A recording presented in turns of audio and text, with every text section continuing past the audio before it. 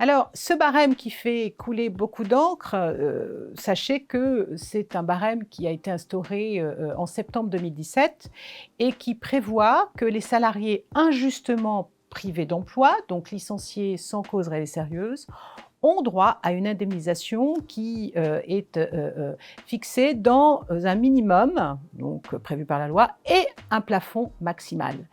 C'est ce plafond qui pose problème. La Cour de cassation nous a dit dans un arrêt du 11 mai 2022 que ce barème était compatible avec une convention internationale qu'a signée l'État français, la convention de l'OIT, la numéro 158, donc, qui prévoit des dispositions qui indiquent qu'un salarié injustement privé d'emploi doit percevoir une indemnité adéquate. Très bien.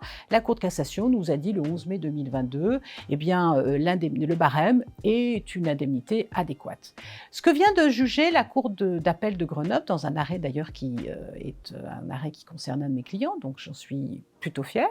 Donc, la Cour d'appel vient de dire, dans un arrêt du 16 mars 2023, eh bien, que la Cour de cassation a dit que le barème était compatible, très bien.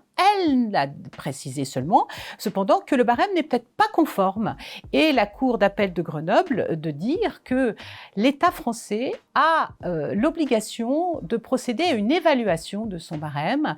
Et comme elle n'a pas procédé à l'évaluation de son barème, eh bien, la Cour d'appel de Grenoble a dit que l'État français, le gouvernement, ne pouvait donc imposer l'application de ce barème aux salariés. Et donc, ça veut dire qu'elle a jugé que le barème n'était pas conforme et en a écarté l'application. Donc, vous voyez que le débat sur les barèmes n'est absolument pas tranché. Il y aura des arrêts de cour d'appel qui vont reprendre cette jurisprudence. La Cour de cassation va naturellement devoir se pencher sur la question qui est une vraie question juridique. Et donc, je vous tiendrai informé des pérégrinations, hein, donc des juridictions, sur cette question qui pose un vrai problème de société. Est-ce qu'un salarié injustement privé d'emploi a droit à l'indemnisation intégrale de son préjudice ou pas?